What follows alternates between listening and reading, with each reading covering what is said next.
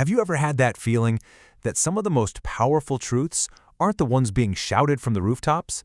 That maybe they're whispered just beneath the surface of things? Well, today we're going on a little journey to decode a message that's been hidden in plain sight for centuries.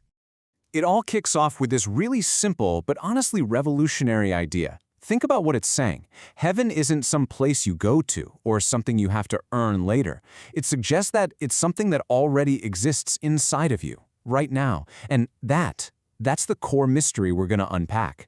But just think about it for a second. If that key, that kingdom, is available to everyone, well, it kind of bypasses the need for all the external authorities and structures, doesn't it? It's an idea so dangerous to the established order that you couldn't just say it out loud. It had to be encoded, hidden away, just to survive. And that just opens up this huge, fascinating question, doesn't it? What if this wasn't just a one-time thing? What if profound knowledge is always being encoded in everyday things, just waiting for the people who are ready to find it? Okay, let's dive in. So, to really get how this all works, we first need to look at two totally different ways of guiding people. Are we talking about external rules? Are we talking about internal principles? You know, we're often given these very clear external rules to follow. And the perfect example? The 10 Commandments. It's a list of direct, black and white instructions. Do this, don't do that.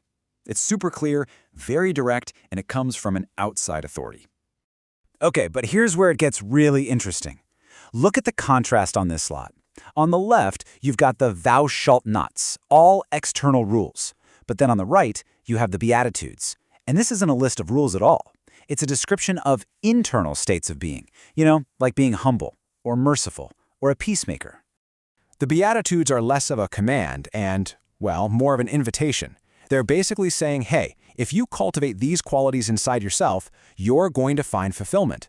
The whole focus shifts from trying to avoid punishment to actually achieving a certain state of being.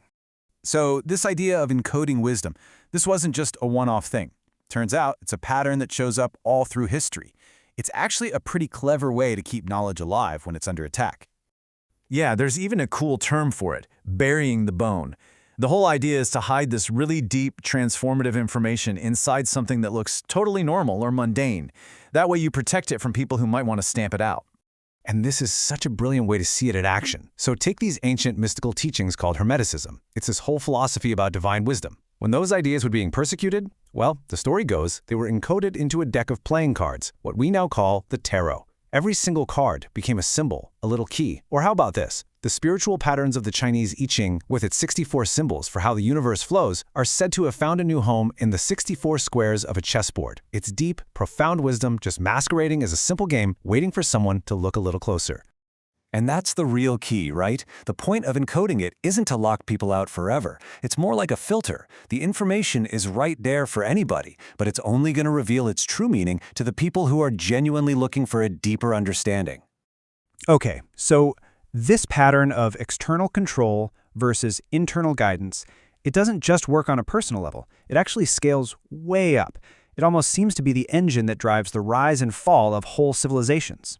Yeah, this whole dynamic plays out on a huge society-wide scale all throughout history. You see societies swing back and forth between this top-down control and a more bottom-up, internally driven kind of order. So let's just look at the two extremes. On one side, you've got monarchy, ruled by one person or group, where all the laws are handed down from the outside. And on the other side, you have anarchy. Now, we usually think of anarchy as just chaos, but in its pure philosophical sense, it's talking about a society that's guided by natural internal laws, without needing an external ruler. You know, there's this amazing line from the Tao Te Ching that just nails it. It says that when the spirit of a society, its core essence, is strong, then external laws just become kind of unnecessary. People are guided from within. It's only when that internal connection gets weak that you need all these external rules to keep things from falling apart. And this leads to a cycle we've seen happen over and over and over in history. It starts with a monarchy, right? A ruling structure that brings order. But then, over time, that structure gets stiff, corrupt, rigid. Eventually it collapses, and you get this chaotic transition where the old rules are gone. And in that brief little power vacuum, you get a glimpse of anarchy. Not chaos, but a society just running on natural law. But that moment is usually pretty short-lived because a new ruler, a new structure always seems to pop up, and the whole cycle just starts all over again. So, where does that leave us?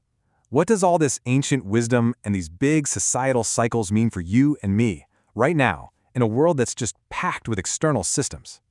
Well, it brings us to the ultimate challenge. It all comes down to developing our inner technology. This is the source code we've been talking about this whole time, that innate wisdom, that internal GPS. And it's not some far-out mystical thing. It's about learning to trust your own internal compass, your intuition, your own moral code more than anything else. Now, this doesn't mean all external structures, like religion or government, or even the tech in our hands, are bad. Not at all. They can be incredibly useful. But we should treat them like props, tools we use to focus our energy, not as prisons that trap us. Think of them like training wheels. They're helpful for a while, but eventually you're meant to outgrow them. They're crutches for when you're healing, not for the rest of your life. And this is why it matters so much. Because at the end of the day, your external world is really just a mirror of your internal one. If you lose touch with that inner technology, that core part of who you are, then no external system in the world can save you. You've lost the source. So, we're going to leave you with this to think about. Just look at the systems and structures you move through every day. Your job, your beliefs, your habits. Are they just props?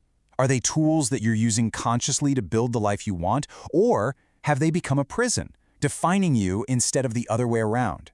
The answer, as it turns out, is within.